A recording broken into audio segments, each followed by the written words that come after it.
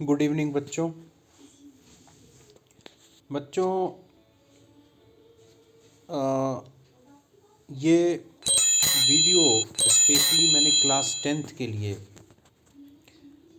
Frame करने के बारे में सोचा।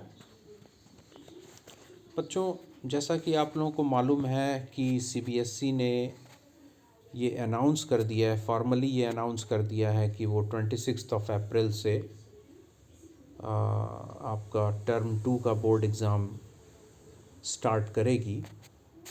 हालांकि आज तक की डेट में जो डेट शीट है, जो शेड्यूल है सब्जेक्ट वाइज, डेट वाइज, वो अभी तक नहीं आया है, पर बहुत जल्द आएगा। इतना तो क्लियर हो ही गया है कि 26 अप्रैल से एग्ज़ाम स्टार्ट हो जाएंगे आपके बच्चों। तो स्पेशली क्लास 10th के लिए बच्चों सीबीएसई ने जो एक सैम्पल क्वेश्चन पेपर जारी किया है, मैंने सोचा आज उसको देखा जाए। बच्चों, पहले आप इसको देखिए कि ये 2 आवर्स यानी 2 घंटे के का पेपर होगा और इसका मैक्सिमम मार्क्स 40 होगा, 40 नंबर का होगा। इसके इंस्ट्रक्शंस को देखते हैं बच्चों। जनरल इंस्ट्रक्शन में फर्स्ट है, this question paper is divided into 5 sections, section A B C D and E, है ना। 5 सेक्शन में बटा होगा। ऑल क्वेश्चंस आर कंपलसरी, सारे क्वेश्चन करने हैं। बच्चों, अब देखते हैं कि इसमें किस तरह के क्वेश्चन हैं। सेक्शन ए में आपके very short answer type question है जो 2 मार्क्स के हैं, यानी 1 सेंटेंस या 2 सेंटेंस में इनका आंसर आपको देना होगा। Answer to each question should not exceed 40 words, यानी 40 शब्दों के अंदर। सेक्शन बी में है आपका शॉर्ट आंसर टाइप क्वेश्चन, जिसमें 80 वर्ड्स में, वो 3 नंबर का है बच्चों और 80 वर्ड्स उसकी लिमिट है।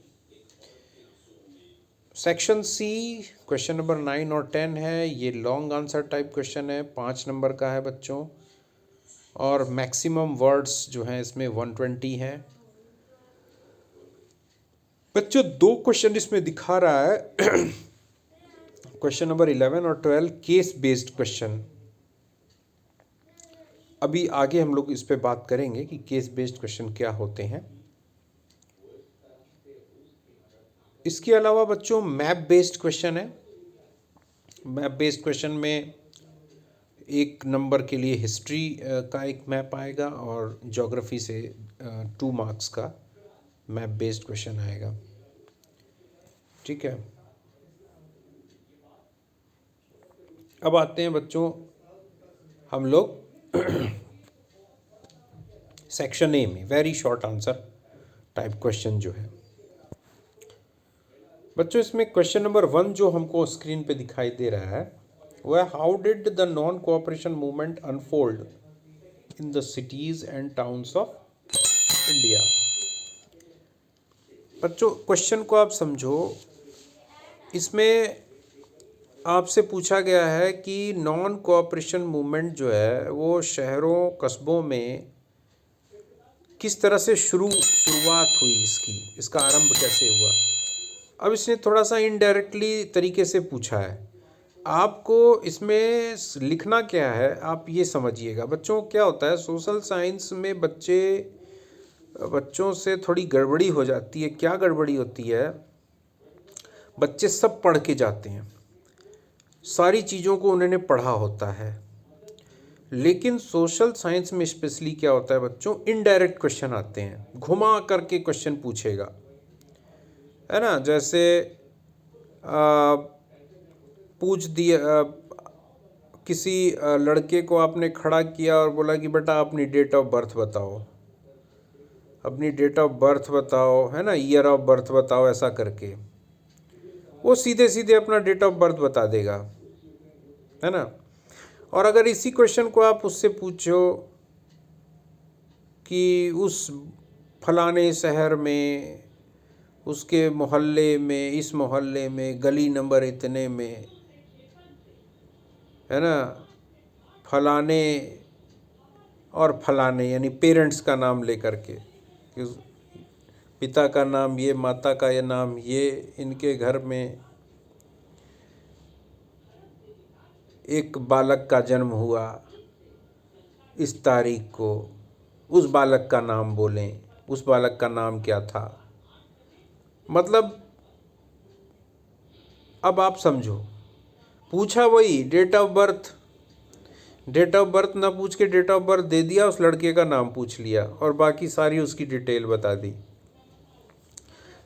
लेकिन क्या होगा, बच्चा कंफ्यूज हो जाएगा कि अरे यार क्या पूछ रहा है ये, और जबकि उसको मालूम है, सब मालूम है कि ये लड़का है, इसकी डेट ऑफ बर्थ ही है, लेकिन वो गलत आंसर लिख देगा।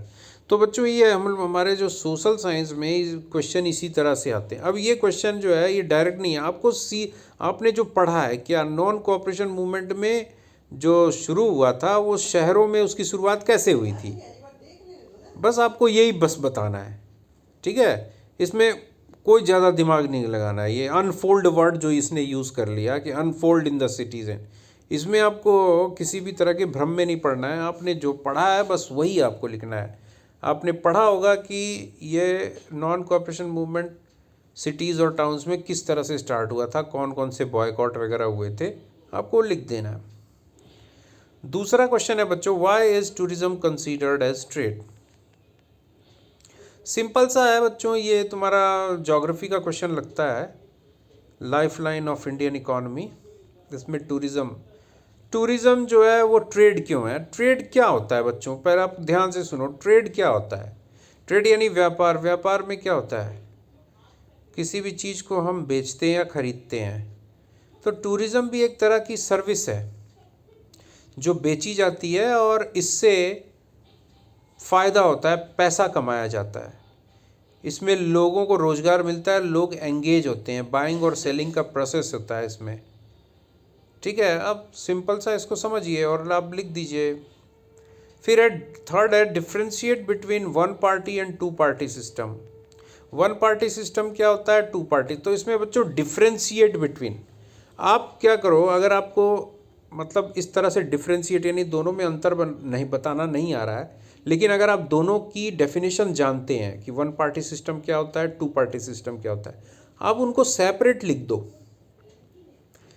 है ना। या फिर एक बीच में एक कॉलम बना के, एक लाइन खींच करके, एक वर्टिकल लाइन खींच दीजिए और एक तरफ एक कॉलम में आप वन पार्टी सिस्टम की डेफिनेशन लिख दीजिए, दूसरे तरफ टू पार्टी सिस्टम की डेफिनेशन लिख दीजिए। आपका हो गया, वो वही डिफ्रेंशिएट हो गया। आपको इसमें कोई और ज़्यादा दिमाग नहीं लगाना है।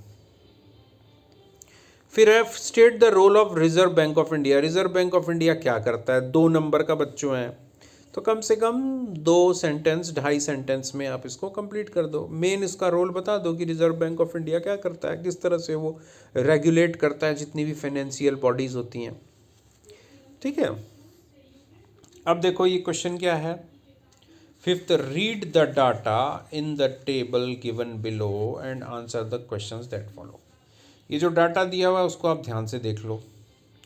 Total production of finish steel in India, है ना, जो इस्पात है, स्टील है, वो भारत में किस वर्ष में कितना उसका प्रोडक्शन हुआ मिलियन टन में, ये दिया हुआ है। ठीक है, अब इसके बाद ये कह रहा है, क्वेश्चन क्या दिया बच्चों, इसने 2 क्वेश्चन दिए एक एक नंबर के। 5.1 पहला, compare the 2015, 2016 and 2019, 2020 data and give any one reason for the reduction of production of steel in 2019-20। 2015-16 में देखो 106 मिलियन टन हुआ प्रोडक्शन। 2019-20 में 102.62 प्रोडक्शन हुआ। ठीक है, तो अब आपको one reason for the reduction, तो ये जो प्रोडक्शन कम हुआ 2019-20 में उसका एक कारण आप बता दो, जो भी कारण है। 5.2 है, why is production and consumption of steel considered as an index of countries development.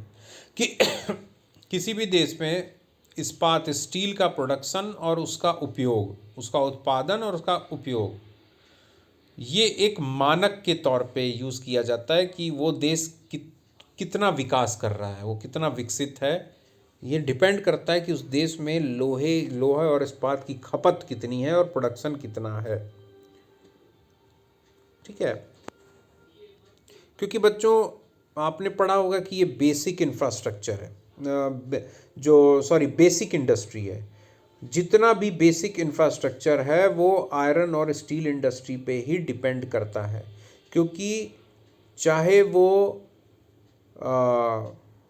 किसी भी तरह की इंडस्ट्री हो, कोई भी इंडस्ट्री हो, हर तरह की इंडस्ट्री में आयरन और स्टील का यूज़ होता है।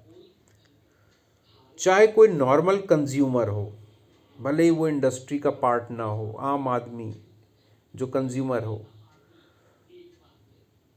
वो भी उसकी भी बेसिक रिक्वायरमेंट जो है क्या है, वो आयरन एंड स्टील ही है। वो अपना घर बनवाता है, उसमें भी वो यूज़ करता है। वो गाड़ी खरीदता है, उसमें भी यूज़ करता है। वो घर के जितने भी बहुत जो सामान है, जो भी हैं, चाहे वो इलेक्ट्रिकल अप्लायंसेस हो, इलेक्ट्रॉनिक अप्लायंसेस हो, कुछ भी हो, सब में आयरन और स्टील। तो आयरन और स्टील आप कितना ज़्यादा से ज़्यादा यूज़ कर रहे हैं, इससे पता चलता है कि आप कितने मतलब संपन्न हैं। ठीक है, आप कितने डेवलप्ड हैं, आपका देश कितना डेवलप्ड है। बच्चों आज का वीडियो यहीं तक, और कल हम लोग इसके सेक्शन बी को देखेंगे और इसके बारे में डिस्कस करेंगे। तब तक के लिए बच्चों गुड नाइट।